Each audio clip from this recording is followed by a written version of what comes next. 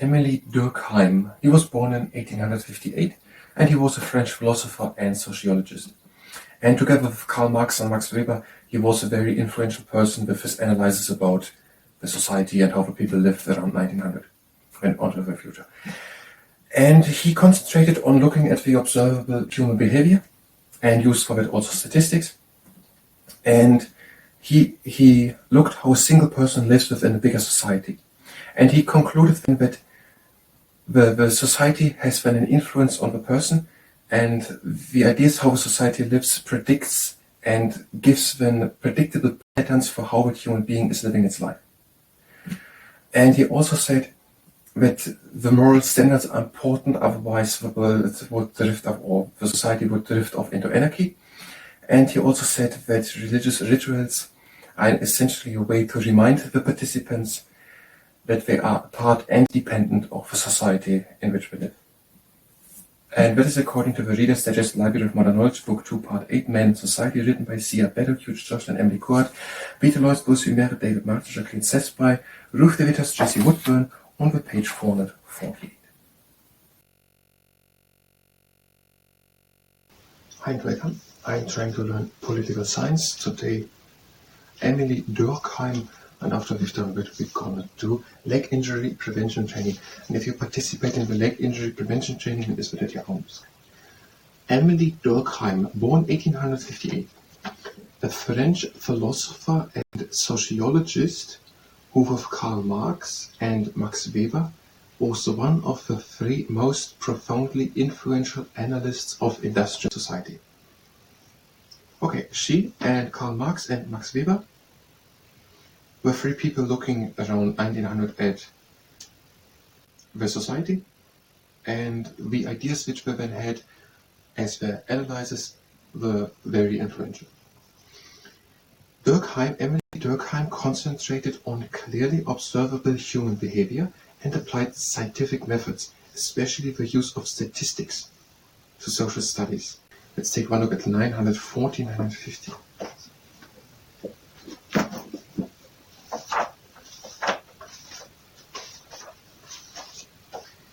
Weighing the odds.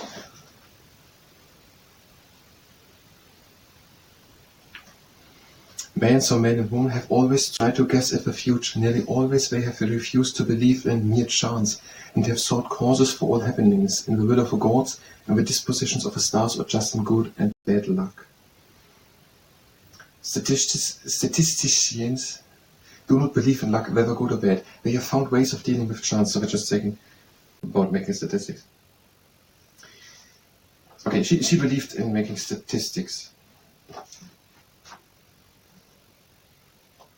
Durkheim studied the relationship between the individual and society, examining... Okay, we're going to talk now about a few things. About examining such topics as the divisions of labor, suicide, and primitive religion. Emile Durkheim was he. He concluded that social pleasures act as a constraint on the individual's behavior and impose predictable patterns on human conduct. So he was looking how the one person lives within a bigger society, how it affects their religion, their labor, and also what else do. He concluded that social pleasure as a constraint on the individual's behavior and impose predictable patterns on human conduct. So the social pressure acts as a constraint on one's individual behavior. And this social pressure imposes a predictable future or predictable patterns of how the human being is living its life. He thought that the moral principles that a society holds in common form the basis of social cohesion, and that without them societies would disintegrate into anarchy. So the moral principles are holding a society together, was his idea. And without these moral principles, they would drift into anarchy. Emile Durkheim held that religious ritual, for example, is essentially a way of reminding the participants of their dependence on one another as members of society. So I said, basically going to the church. I think he had Christian countries as a background to study.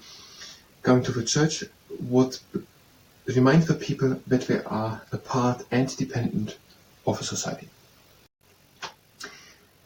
Basic information. I think we're able to make a presentation. Emile Durkheim.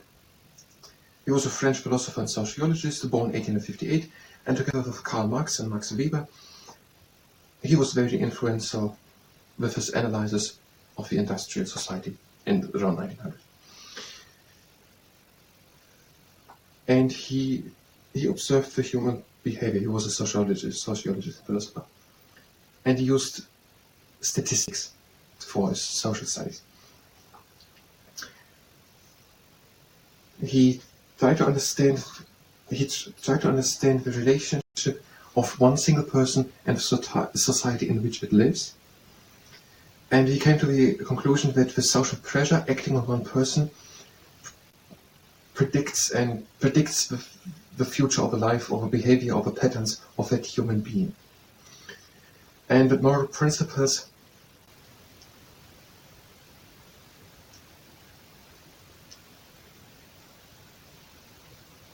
help to form a social cohesion.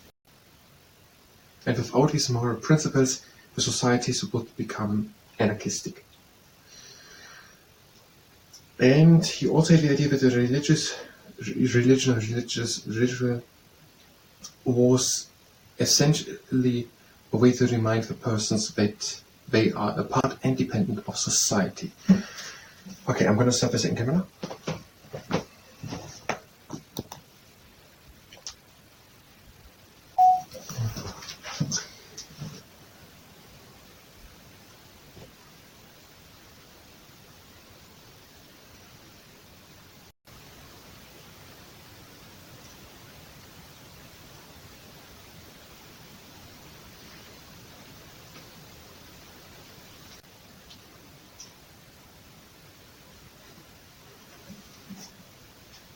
Emile Durkheim. He was born in 1858 and he was a French philosopher and sociologist. And together with Karl Marx and Max Weber, he was a very influential person with his analysis about the society and how the people lived around 1900 and onto the future. And he concentrated on looking at the observable human behavior and used for that also statistics. And he looked how a single person lives within a bigger society. And he concluded then that the society has then an influence on the person, and the ideas how a society lives predicts and gives them predictable patterns for how a human being is living its life. And he also said that the moral standards are important, otherwise the world would drift off, or the society would drift off into anarchy. And he also said that religious rituals are essentially a way to remind the participants that they are a part and dependent of the society in which we live. And that is according to the Reader's Digest Library of Modern Knowledge, Book 2, Part 8, Man and Society, written by C.R. Beddock, Hugh Josh and Emile, Peter Loyce, Lucy Merritt, David Martin, Jacqueline Sesby, Ruth DeVitas, Jesse Woodburn, on the page 448.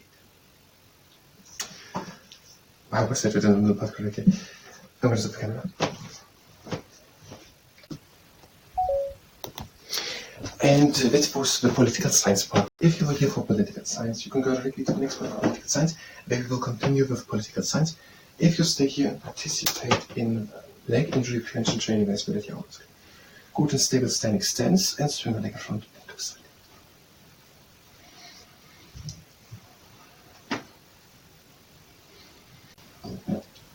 Good in front and to the side.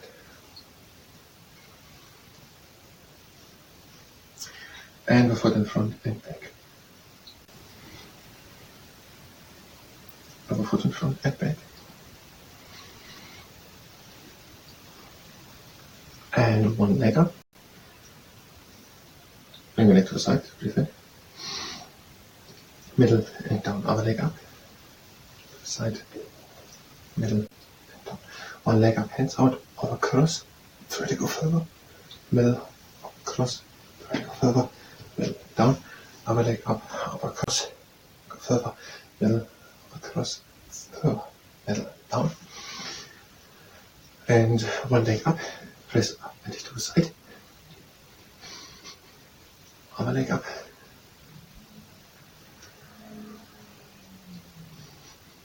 And stand good on one leg. This can go onto the knee, turn over, down, turn over, up, change the leg, over, down, over, and up. And stand good on one leg, can go again to the knee, reach in front, side. Reach always to imaginary 19-minute intervals on an imaginary dial. Of course. Yeah, but 12 o'clock, 1:30, 10:30, and 9 o'clock, 7:30, 6 o'clock, and 4:30, and 3. One heel onto the ground.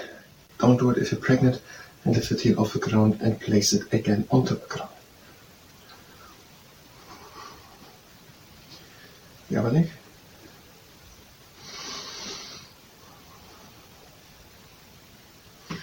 And one leg up and down. Other leg up and down. And one leg in and out. And if you like the whole body moving.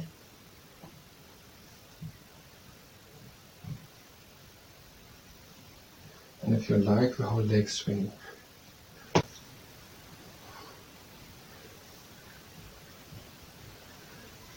And exchange the leg. In and out. And with the whole body.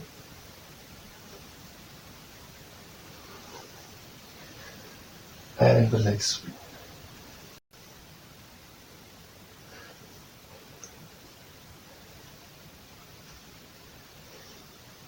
And the legs to the sides. Relieving around.